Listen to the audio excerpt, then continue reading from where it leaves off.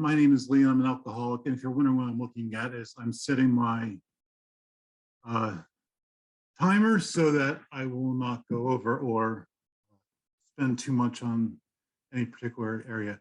So again, my name is Leigh, and I'm an alcoholic, and my sobriety date is March 9th, 2013. I live in Fayetteville, Arkansas. I do have a sponsor who has a sponsor who is an active member of Alcoholics Anonymous, and I do have a home group. It is the Friday night Big Book study at St. Paul's Episcopal Church at 8 o'clock. If you're ever in Northwest Arkansas and are looking for a meeting, it is it's a literature meeting. It's in the Big Book, which is, I think, a wonderful meeting. So as Tom had mentioned, there are a lot, if you are new, if this is your first meeting, if you just got the Pavillon or just got out of detox, this is a speaker meeting. I've seen different kind of speaker meetings, but the great thing about speaker meetings is the only thing you have to do is be quiet, so that those who are around you can hopefully get some value out of what I'm sharing. There's no participation needed, which is great, which especially when I was new and worried about being called on or worried about that awkward silence in a discussion meeting if nobody talked. Don't worry about that with speaker meetings, because for tonight I will just ramble on. I did go to Pavillon.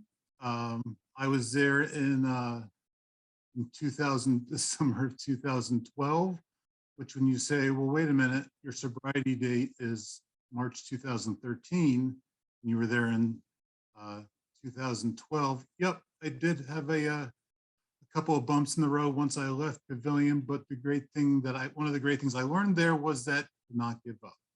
So, and actually I wasn't asked to speak, I offered to speak. I can't remember exactly why, but I was at church. I do go to church now with my wife and daughter, and something was said there about giving back, or I can't remember, but something made me think to actually reach out to Pavillon and ask if I could somehow contribute, whether with one of those one-night panels or anything. So that's why I'm here. So again, what it was like. I'm going to try to spend a short amount of time on what it was like to qualify myself as an alcoholic. Then I'll share about what happened and what it's like now for my sobriety. If there's anything I can really stress is that, you know, I was thinking about what it was like when I was at Pavillon. Getting sober is hard. If it was easy, you know, the rooms would be a lot more full. So you know, the reason I say that is, you know, I was pretty hard on myself in Pavillon and beating myself up. Oh my gosh, how did I get here? What am I doing? And not just giving myself credit for the fact that I was there, and that, you know, it's hard getting sober, but you know, it gets easier with time. And that, you know, so there was the times when the only thing I did right in my early sobriety was not drink. You know, everything else seemed to be falling apart, but the fact that I stayed sober, I was able to, you know, build from that.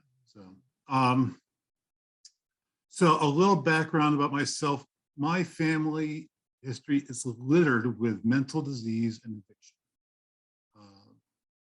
Unfortunately, I don't know to what extent, because talking with my parents and listening to stories, you know, there was certain things about, you know, so-and-so had to go away for exhaustion.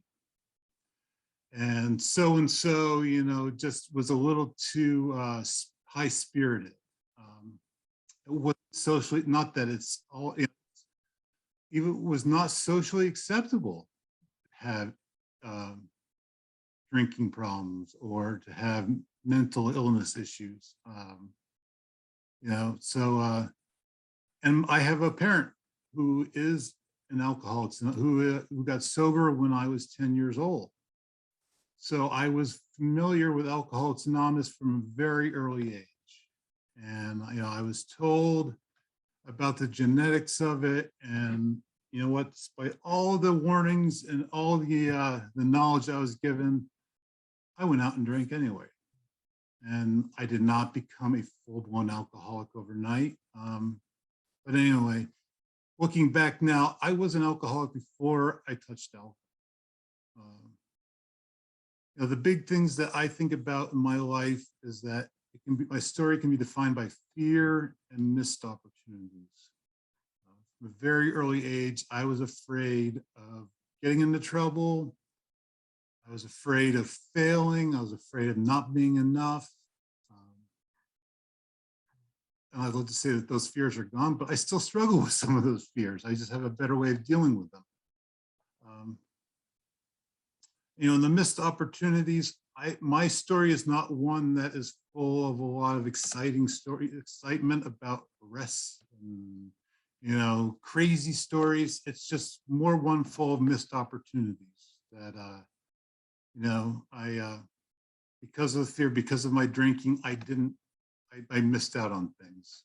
And I've learned to come to accept that, and I don't regret any of it because I wouldn't be where I am now. And I'm very happy overall, and so I never had a drink until I got to college.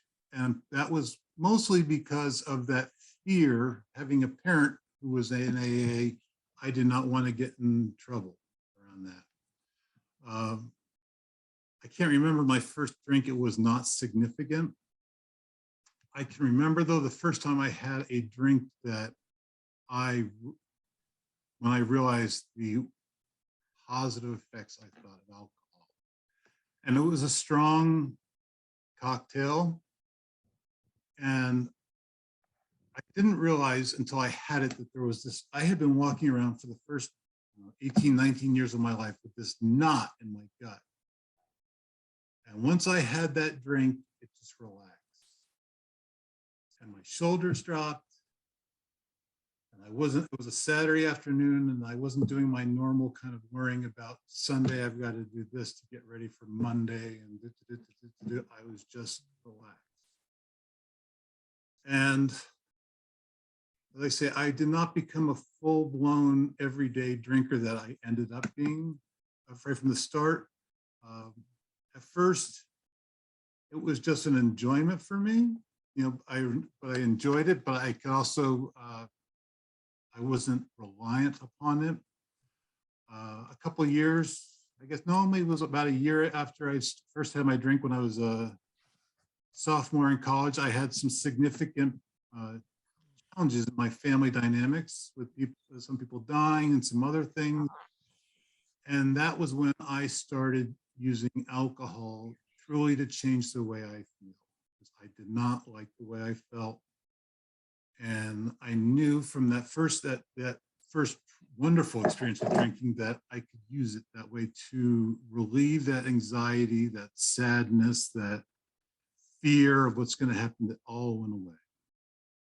And it was from that point on that I became an everyday hard liquor drinker. And I define it that way because other alcohol beer didn't get me where I wanted to go fast enough. I did not like the taste. I just didn't like the way I felt, and I liked changing the way I felt. Alcohol is the main part of my story. I tried some other, light recreational drugs. But again, that fear of getting in trouble, I knew with alcohol that I was less prone to getting in trouble than with the others. But I'm pretty positive that if I had tried, pills or some of the other stuff, I would have enjoyed it because, again, I like things that change the way I feel. I didn't like who I was, didn't like how I was feeling. And honestly, for the next 12 years of my drinking, my story was pretty boring. As I say, there was missed opportunities because I used drink, as an example, I would, looking for a job, I would show up hungover to job interviews. And instead of writing thank you letters afterwards, I would go out drinking. And I did just enough in college instead of, putting forth at least a solid effort. Again, because as I say, I became a nightly drinker, and I did just enough so I could drink. And so that was my life of doing just enough to get by. And the alcohol worked I thought, in terms of just changing the way I was thinking. It was quieting those voices in my head. Okay, sometime. It helped numb and help distract me from the anger that I had towards people, from the disappointment I had, from the fears that I had. And the only reason that I decided to stop drinking was because there reached a point when the alcohol stopped. It wasn't overnight, it was gradual. Which once took a couple of drinks became, tolerance and whatever, it became more and more and more. And then, that feeling of euphoria that I had that first, those first few times I was getting drunk, it became more and more elusive. I wasn't an angry drinker until the very end. I wasn't a blackout drinker until the very end. Things got progressively worse. It took more to drink. I had to start, finding different ways to drink. As I say, my consequences were more missing out on things than, getting in trouble. Although I did I drove when I shouldn't have. I did things under, the influence of alcohol that I shouldn't have. Why did I not get in trouble? I don't know. I wouldn't say that I was lucky or unlucky. It was just, that was the way it was.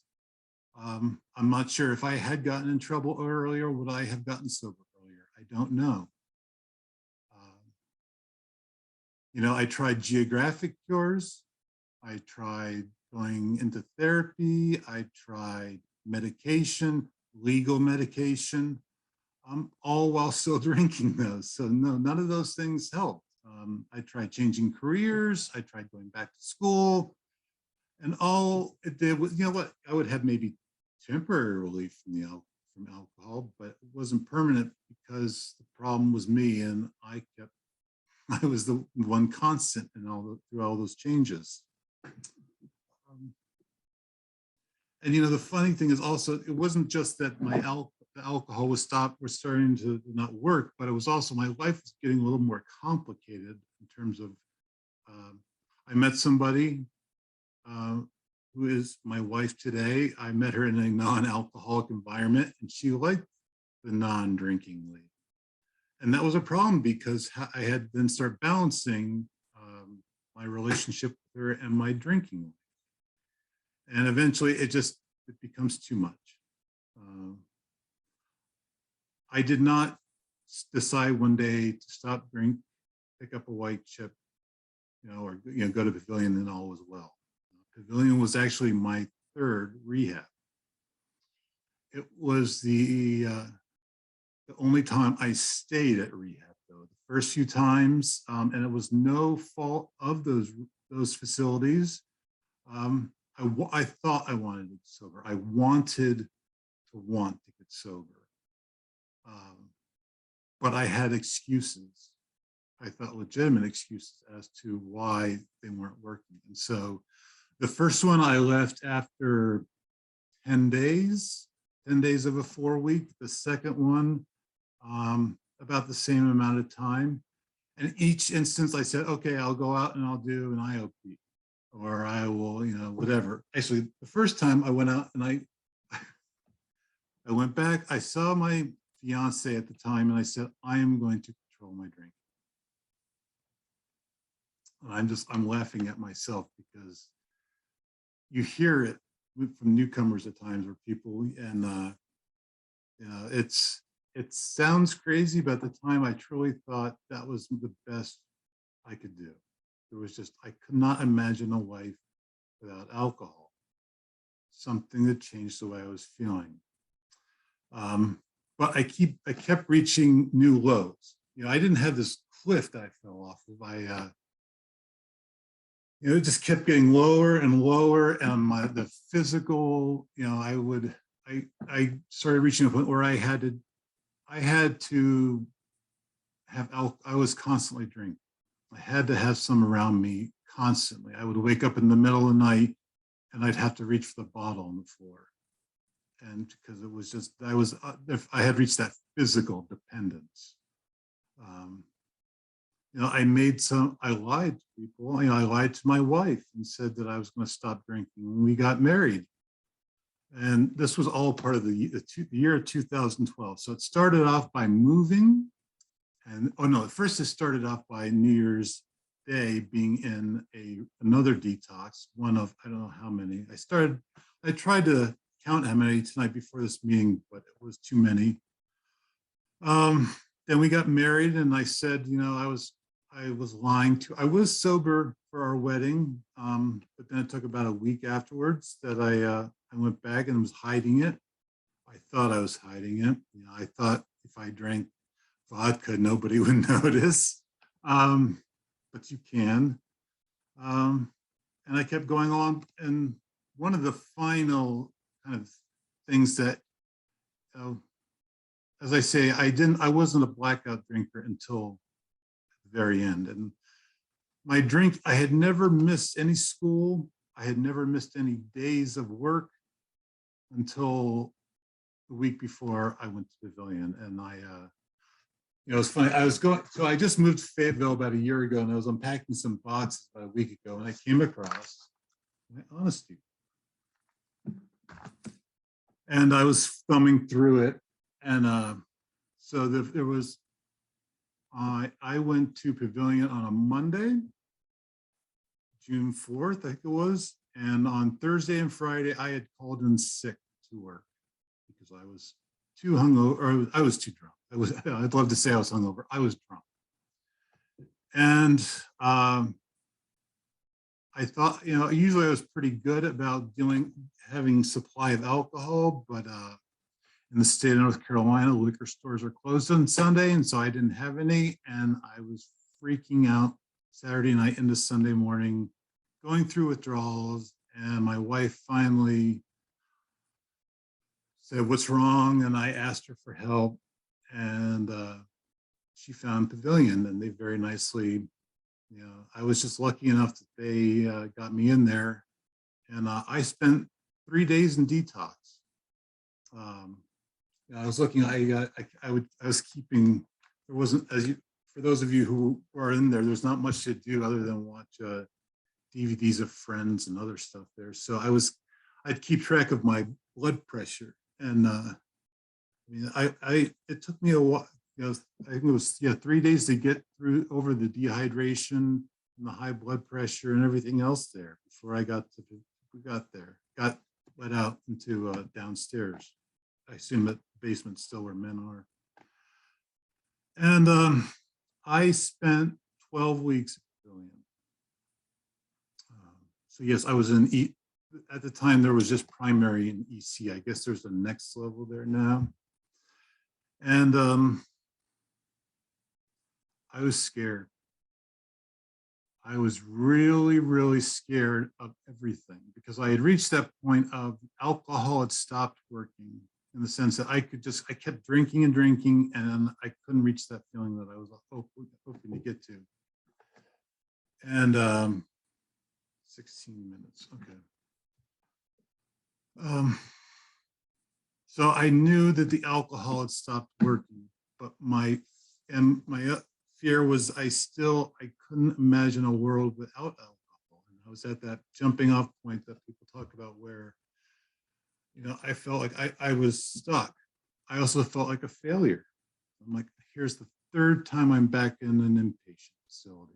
after how many detox facilities.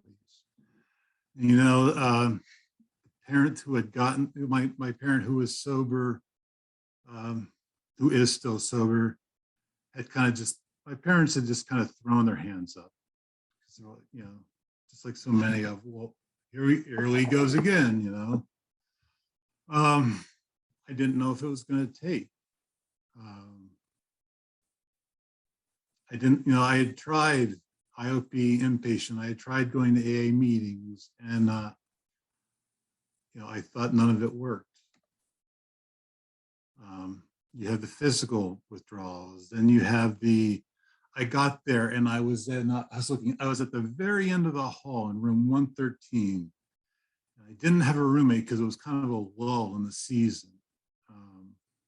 You know, there was a lot of empty beds, and so I just would walk down that hallway, and I would see other people, and you know, who seemed to be, you know, who would have friends. And I was back to not having friends, which I was familiar with that feeling from not having friends, but I didn't have any way to change that feeling, to numb that feeling. And the weird thing that also happened was that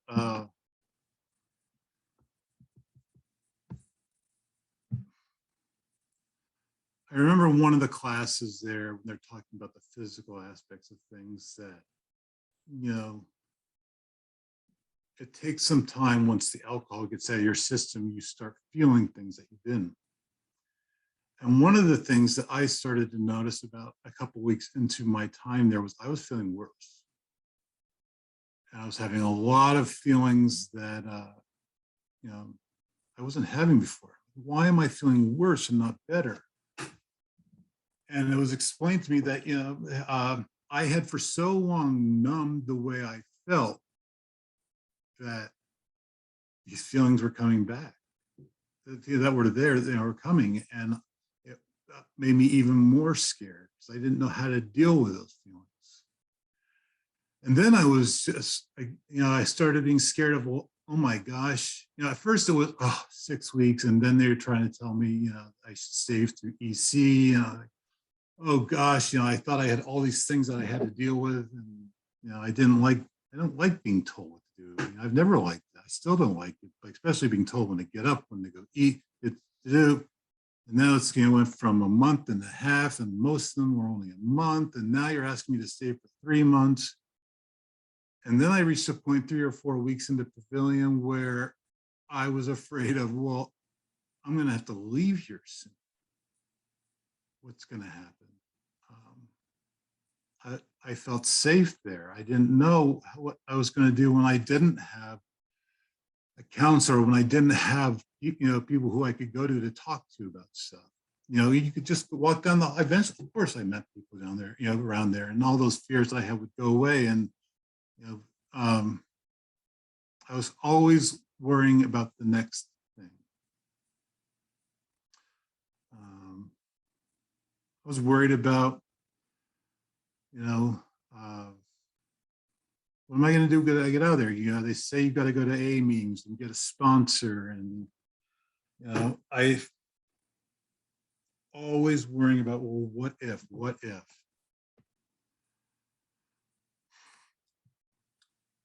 It talks about in the book the spiritual experience, and you know, and that was the other thing is, oh, AA. You know, I'm going to have to go to AA. And growing up with a parent who was in AA and who would throw the comments like one day at a time and easy does it around, I had a huge resentment towards those things, towards AA. But you know, and then there was the other thing of a higher power. I was frustrated over the fact that there isn't a pill. With all these modern medical marvels out there, you're in the end asking me to rely on a higher power. Well, I know what you're talking about, the higher power. You're talking about God or a spiritual, you know, higher power. It's not that I don't believe, I'm not that I'm agnostic or I'm atheist. I wanted that immediate sense of relief that alcohol gave me. And the answer was not that. I wasn't going to get it. and I was scared of, well, what's going to happen? You know, it talks about, as I was saying, it refers to this spiritual experience. And, you know, the first story in the book talks about Bill, and Bill Wilson had that bright light, burning bush uh, spiritual experience. And I wasn't having that. Or I guess you either have it or you don't have it. Or it just wasn't happening. Things weren't happening, it wasn't happening according as fast as I wanted it to. And honestly, nothing was going to ever happen as fast as I wanted it to. But you know, I stuck with it. I look back at my time at Pavillon fondly. At the time, if you were to ask me, I would have said different. Yeah, I mean, it's not perfect. It wasn't perfect. And I had things to compare to. I had been to a couple other facilities, you know, and, you know, this was the best of all of them, but there was still the ones that I went to, but there were still things that I would say, well, but you know what? Nothing is perfect. That's the thing I've come to realize is that, you know, I was always looking for the problems. I was always looking for the reasons not to do something, the reasons why it wasn't going to fit this alcoholic, instead of being thankful and grateful for what it was there. I started to see it a little bit. You know, I took some of their suggestions. I stayed through EC. I'm so glad I stayed with EC because there's a lot that gets thrown at. It's thrown at me there. I was thinking about, gosh, those you know, classes every day. You know, I have all my notes and I've got my progress reports and all those things about, and you know, there is so much there. And yet you know, people say, well, it's not it's a simple program. It's just not an easy program. You know, again, as I say, getting sober is hard. It's not, they aren't difficult concepts. It's difficult. It was difficult for this alcoholic to change the way he was doing things, to listen to somebody else and be willing to do something that was different, that was difficult, that would get me out of my comfort level. I got out of Pavillon. I did most of the things they asked me to do. I went to 90 and 90. I got a sponsor. I did just enough. Sound familiar to my beginning story. But there was always that fear in the back of my mind of, I'm never going to drink again. What if? You know, what if? So I got out at the end of August, and holidays were always bad for me. You know, family affairs, you know, that nonsense. Was it Norman Rockwell picture, you know, paintings, all that. So yeah, I picked up for one day, and I had a sponsor, and he dropped me. And I thought, well, now I'm really in trouble. Excuse me. I lived in Charlotte at the time, and they have wonderful AA there, and I miss it. But I just happened to find a guy who wasn't really comfortable with, you know, being my sponsor. But you know what he did though, is he found me somebody else. And as much as I felt like a failure for being dropped by a sponsor, I'm so thankful because I got the sponsor who ultimately got me sober. But you know what? In March, I picked up again for a few days. And that was the time when, you know, I was never a blackout drinker until that last few days. And, you know, that sponsor, he had me do things I didn't want to do. I came out of Pavillon thinking, okay, I want a sponsor who's going to be this way with me and who's going to do this. And I'm going to listen to meetings for that sponsor, that guy. And when I find that guy, guess what? I found the guy, you know, who was the big book thumping, in my face, no sympathy. I call him at 8:15 every day, not 8:16. I call 5 people every day. And yes, he followed up on me. And I hated it. But it was exactly what I needed, because I can BS my way around a lot of things, but I couldn't with him. And he was in my face. Oh gosh, it wasn't fancy what he did. I said, well, look, I went through the first 5 steps at my rehab. He's like, I don't care what you did at rehab. We're going to start at the beginning of the book, and we're going to go through the book this way, and this is the way we're going to do it. And I was constantly uncomfortable. But you know what, though? The thing that one of the many things he told me was, he said, I was telling him the other day, and he's like, well, you think you're so smart. You're college educated and you've done this and that. Look where it got you. It got you till you're looking at me. Look what your best efforts did. Why don't you try something else? 5 minutes. How'd that go? So I listened to what he did. And did things get better overnight? No, that first year was pretty tough. And you know why? I think about, what's the point of 90 and 90?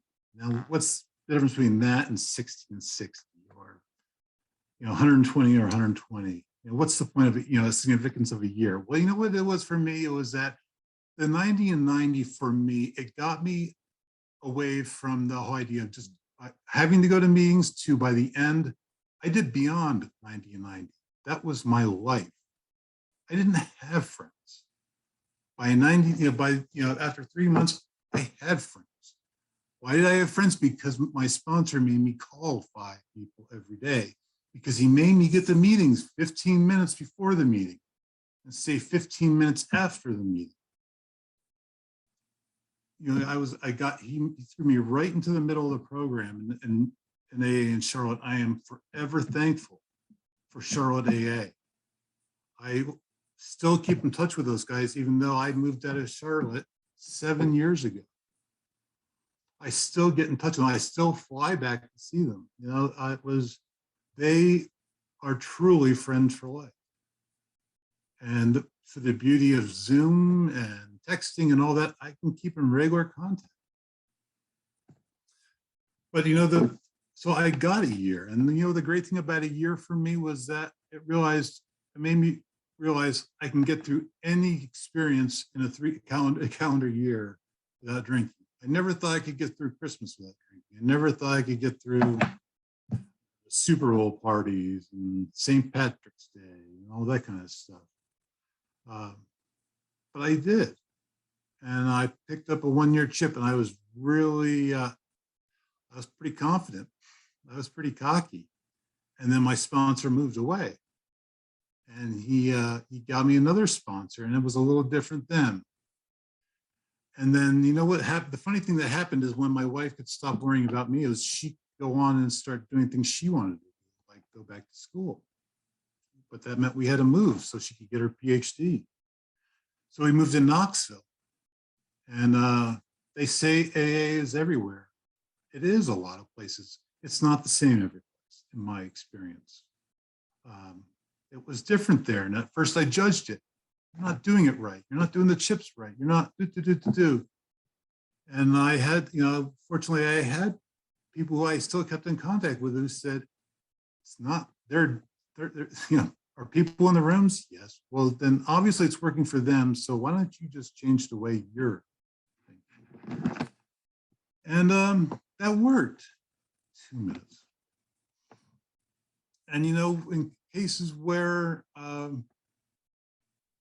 needed to find something more, whereas I was doing, 7 meetings, I was doing a meeting every day in Charlotte. I couldn't find one every day in Knoxville. So I altered my program by doing more other work. I took a meeting to a rehab facility, state rehab facility. And so I changed my program, but I kept it a part of my program. And then I moved to Fayetteville. And I moved to Fayetteville in April of 2020. A great time to move.